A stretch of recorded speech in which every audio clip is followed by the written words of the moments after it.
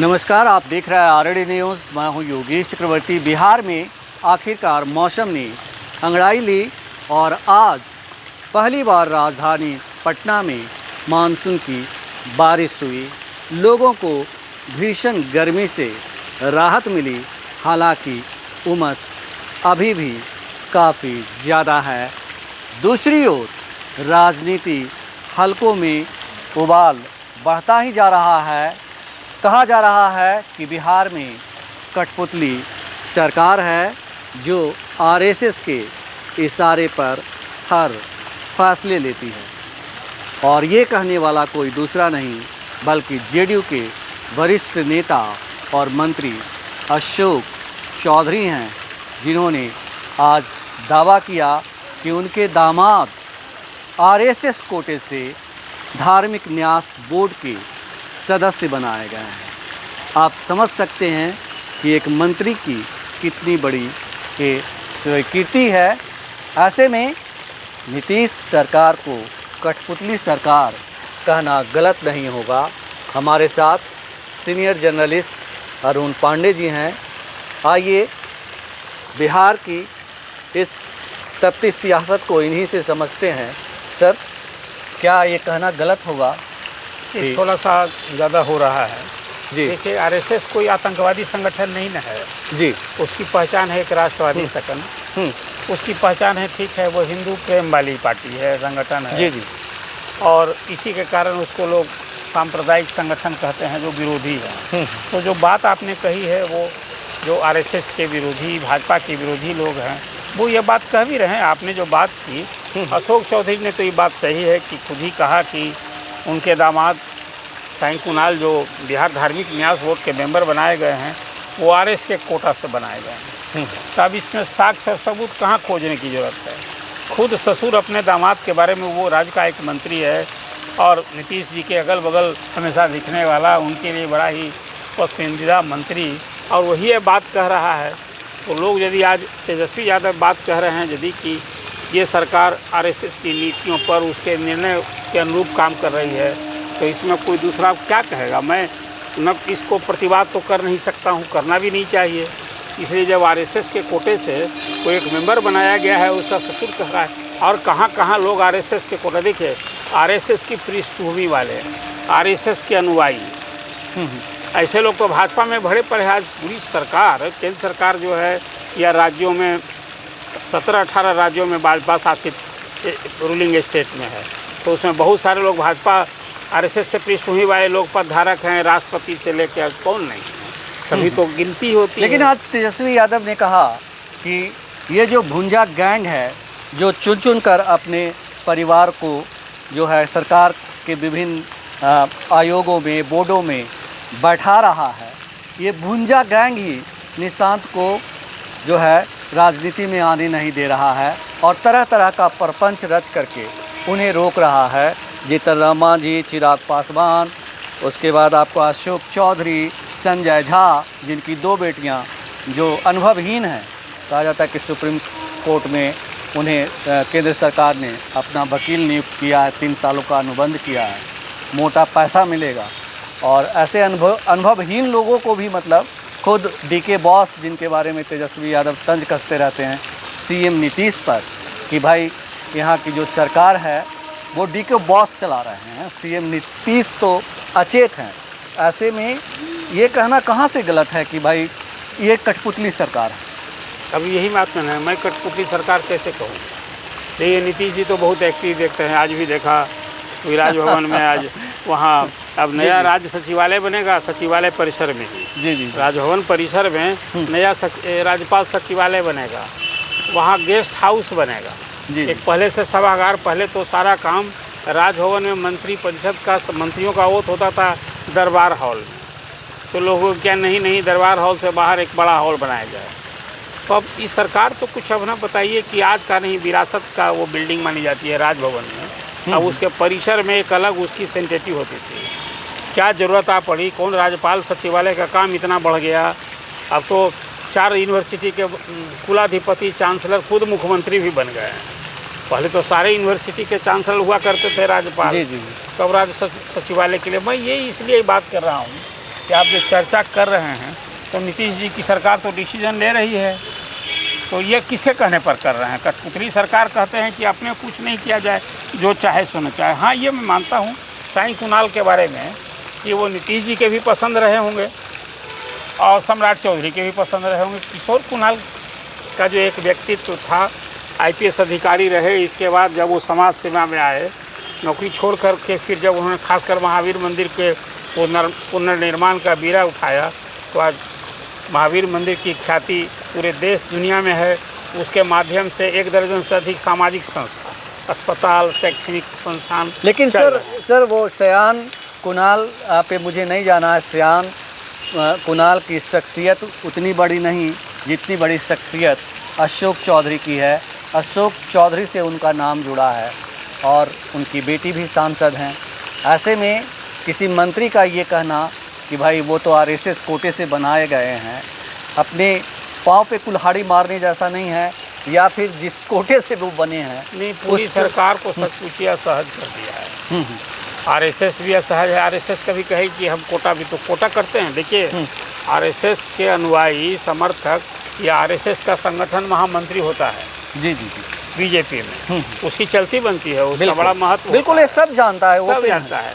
लेकिन गैर भाजपाई जदयू का नेता मंत्री यदि बात कह रहा है कि हमारा दामाद कोई हमारे कारण नहीं, जदयू के कारण नहीं, बीजेपी के कारण नहीं, आरएसएस कोटे से बना है, तब किसी जो आरएसएस से प्रेम न रखने वाले लोग हैं, जो आरएसएस के बारे में दूसरा ख्याल रखते हैं, वैसे लोगों के लिए अब क्या कहना है?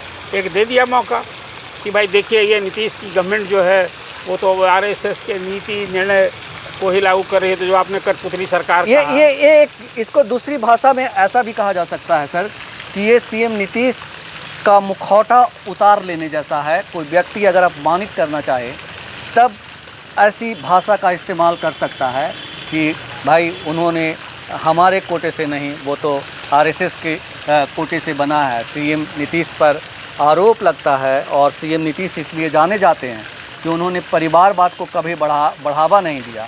आज उनके करीबी लोग चुन चुन करके अपने परिवार को बिठा रहे हैं और ऊपर से पूरी निर्लजता के साथ, पूरी बेशर्मी के साथ ये कह रहे हैं, स्वीकार कर रहे हैं कि हमने तो ऐसे किया। तो अब डीके बॉस जो हैं, दीपक कुमार, अगर वो अपनी पत्नी को महिला बोर्ड की सदस्य बनाकर और कह रहे हैं सीना तान के कि हमारी पत्नी तो अपने पिता के पते पर बनी है, तो ये बेशर्मी ही है ना सर? देखिए, अब तो जो शब्द आप कहें, जो फाइल संचिका बनी होगी उसमें नीतीश कुमार का दस्तखत होगा, संभव हो उसमें प्रधान सचिव ने भी उस संचिका को बढ़ाई होगी, विधि विभाग से वो फाइल गई होगी। जी जी। और जितने अभी दामाद जिसको कहते हैं, कई लोगों के दामाद बनाए जी जी, तो ये सारा चीज़ जो मुख्यमंत्री नीतीश कुमार खुद के परिवारवाद से अब तक अपने बेटे और भाई को राजनीति में जगह नहीं दी जी। लेकिन परिवारवाद को अपने नज़दीकी लोगों को कहाँ रोक पाए वो? देखिए, परिवारवाद और भ्रष्टाचार जो है ना, वो दूसरे पर आरोप के लिए होता है, अपने लिए वो शिष्टाचार हो जाता है। भाजपा में उदाहरण पड़े हैं। और तो छोड़ दीजिए, अभी मुझे याद आता है कि महाराष्ट्र के उप मुख्यमंत्री अजीत पवार, क्या छवि थी, प्रधानमंत्री ने 15 दिन पहले क्या बयान दिया था, और वो कोई घोटाला का आरोपी क्या कुछ कहा था, वो साथ हो गई पार्टी, वो शरद पवार की पार्टी टूट कर आए और डिप्टी सीएम हो गए। छगन भुजबल किस आरोप में जेल में थे? स्वतंत्रता सेनानी थे क्या? बिल्कुल, भ्रष्टाचार का ही तो आरोप था। आज वो वहाँ मंत्री हैं।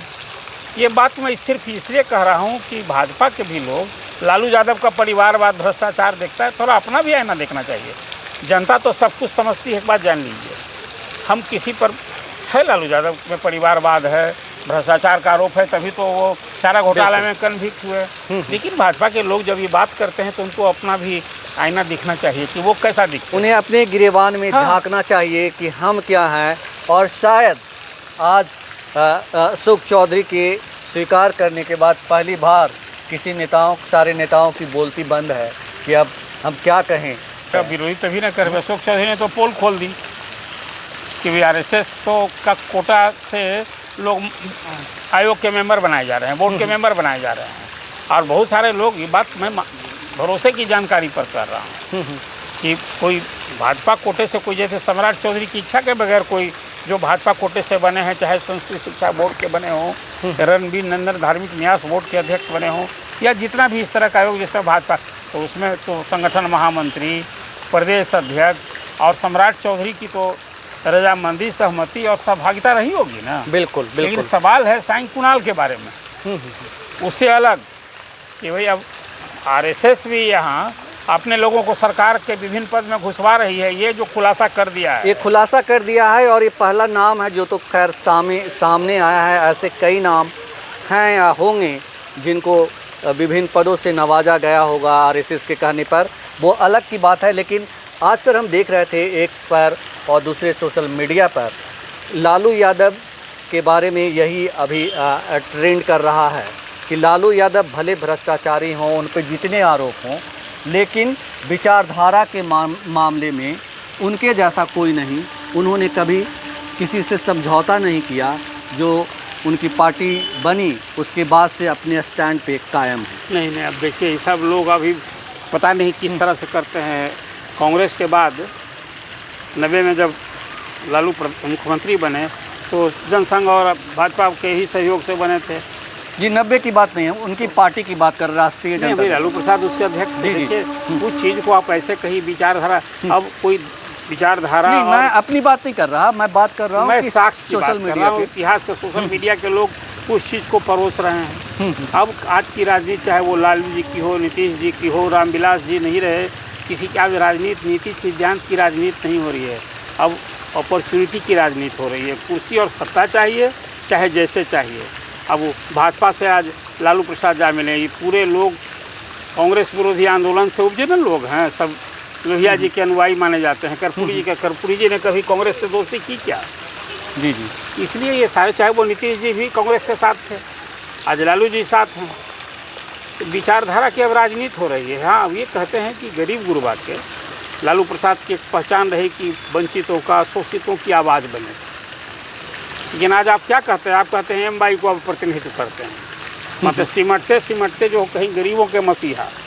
आज भी बिहार में सच है कि लालू प्रसाद नेता के रूप में सबसे अधिक लोकप्रिय नेता हैं।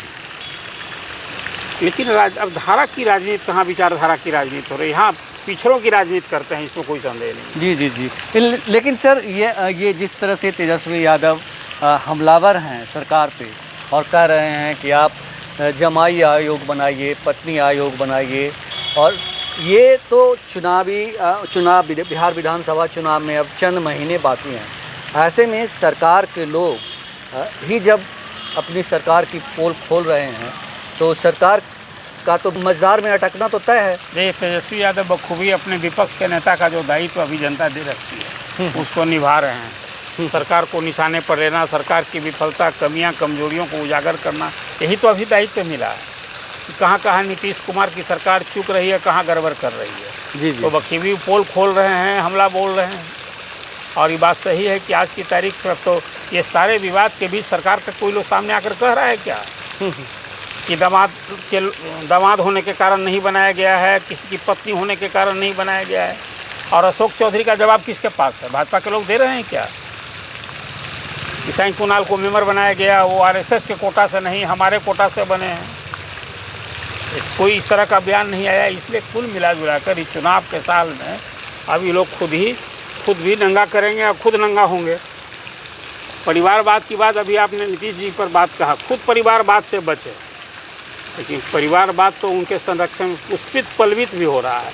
उनकी कलम से बोर्ड आयोग का गठन क्या दर्शाता है? लेकिन तेजस्वी यादव जो आरोप लगा रहे हैं सर कि जो भुंजा गैंग है वो निशांत को राजनीति में आने से रोक रहा है। देखिए, निशांत के बारे में चर्चा होती थी कि निशांत विधानसभा का चुनाव लड़ना चाहते हैं, वो अशोक चौधरी उनके लिए लॉन्चिंग पैड तैयार कर रहे हैं। तो अभी कहाँ बुराई हो गई, अवसर ख़त्म हो गया। यदि वो लड़ना ही चाहेंगे, आपको याद होगा इसके चलते जदयू में थोड़ा विवाद भी हुआ था कि भाई वहाँ वो राजू बाबू के परिवार से जुड़ा हुआ किससे कोई एमएलए है, बजाप्ता ललन सिंह से अशोक चौधरी का विवाद किन कारणों से हुआ था। लेकिन अब वो आज लड़ना चाहेंगे तो फिर धार्मिक न्यास बोर्ड का मेंबर क्या होता है? वो 2 मिनट में लाभ का ही पद है, क्विट कर देगा आदमी। नहीं, क्विट करने से कोई पाप करके अगर उसको कहे हैं कि हम स्नान कर लिए गंगा जी में जाके तो हम धुल गए, ये तो नहीं हो सकता। लेकिन ये हम ये कह रहे हैं सर कि निशांत के बारे में जो तेजस्वी यादव का प्रतिपक्ष के नेता का आरोप है, उसे आप कैसे देखते हैं कि भाई कुछ लोग जैसे चंद नेताओं के बारे में कहा जाता है किचन मेंबर जो हैं सीएम नीतीश के, उन पर जो उनकी ओर जो इशारा है तेजस्वी यादव का? उनकी ठोस जानकारी के आधार पर कह रहे होंगे कौन सी भुंजा पार्टी है, और भुंजा पार्टी में कल मैंने अभी चौधरी ब्रदर्स की बात की जी जी। तो वहाँ जब बैठे तो कभी चाय पार्टी हो गई, कॉफ़ी पार्टी हो गई, भुंजा पार्टी, तो भुंजा पार्टी की बात अभी उन्होंने एक तस्वीर आरसीपी सिंह के ने ही ये बात कही थी कि भाई वहाँ तो भुंजा खाते हैं, कोई सीरियस बात कहाँ होती है। तो नीतीश जी से जो इर्द गिर्द बहुत नज़दीक रहे हैं वही सब बात बिल्कुल। वो अभी तस्वीरें शेयर की थी तेजस्वी यादव ने, जिसमें ये अशोक चौधरी, आपके संजय झा, विजय चौधरी जैसे नेता, ललन सिंह जैसे नेता शामिल थे, और उन्हीं को शायद वो भुंजा गैंग कैप्शन में लिखा। गैंग वैंग तो मैं नहीं कहूँगा जी, ये लोग, मैं भी नहीं कह रहा, वो तेजस्वी यादव की मैं बात कर रहा हूँ। तेजस्वी यादव अब तो यही सब कहेंगे, उनकी भाषा शैली तो हमारी आपकी होनी नहीं चाहिए, होगी भी नहीं। लेकिन अब शनिवार को या किसी दिन भुंजा खाने का हो गई इच्छा लोग भुंजा खाते हैं, वहाँ चाय पीते हैं, कॉफ़ी पीते हैं। अभी आम लीची बहुत सारा है सीएम आवास, तो वहीं से आ जाएगा, तो फिर उसका भी कहीं नहीं होगा। अब राजनीति में देख लीजिए बहुत सारी बात ऐसी होती रही, चुनाव का साल है, नए नए तथ्य, नया नया पोल सब खुलता रहेगा। और ये सरकार, हाँ, लोक लाज जो है ना, लोकतंत्र में बड़ी बात होती है, और जनता का परसेप्शन, नीतीश जी के बारे में जो परसेप्शन रहा है, कुछ ही सब काम प्रतिकूल हो रहा है, मैं कह सकता हूँ। वो कारण क्या है? अब वो तेजस्वी जो बोलते हैं कि नीतीश जी रिटायर्ड हैं और रिटायर्ड लोग चला रहे हैं, तो कहीं ना कहीं तो कुछ है कि नीतीश जी पास स्वयं का फैसला लेना होता तो शायद इस तरह का फैसला लेते हैं, वो रोकते। अब रोकते भी क्या रोकते? देखिए, गठबंधन धर्म में यदि सबसे सुयोग्य पात्र दिखा मांझी जी को कि उनके दामाद कुछ बनाया जाए, सबसे सुयोग्य पात्र दिखा कार्यकर्ता, आम कार्यकर्ता के बजाय परिवार में देखिए आजकल सत्ता का सुख और सत्ता का लाभ पहले स्वयं लीजिए, फिर परिवार हो जाए। जब ये सबसे भर उड़ जाए तब फिर समाज और जाति करते हैं लोग, जात की राजनीति। लेकिन इससे बाहर बहुत कम लोग होते हैं, कहेंगे कि हम समाज की राजनीति करते हैं, जमात की राजनीति करते हैं, और पहले खुद पेट भरें, फिर परिवार के लोगों को स्थापित करें, जिसको परिवारवाद कहते हैं। बिल्कुल। तो इसमें तो अब सब कुछ झलक रहा है। तो सब कुछ झलक रहा है। सर की भाषा में कहें तो कहीं ना कहीं दाल में कुछ काला है, लेकिन तेजस्वी की भाषा में कहें तो दाल काला नहीं, पूरी की पूरी दाल ही काली है। और ये सरकार जो है कुछ लोगों के इशारे पर चल रही है, और इसकी वानगी देखने को मिल रही है। और जैसा कि अरुण पांडे सर ने कहा कि सीएम नीतीश तो कम से कम ऐसे फैसले लेने वालों में से नहीं हैं। तो फिलहाल इतना ही। आप हमें फेसबुक पर फॉलो करें, यूट्यूब पर सब्सक्राइब करें, लाइक करें, शेयर करें, और कमेंट्स कर अपना महत्वपूर्ण विचार और सुझाव ज़रूर दें। धन्यवाद।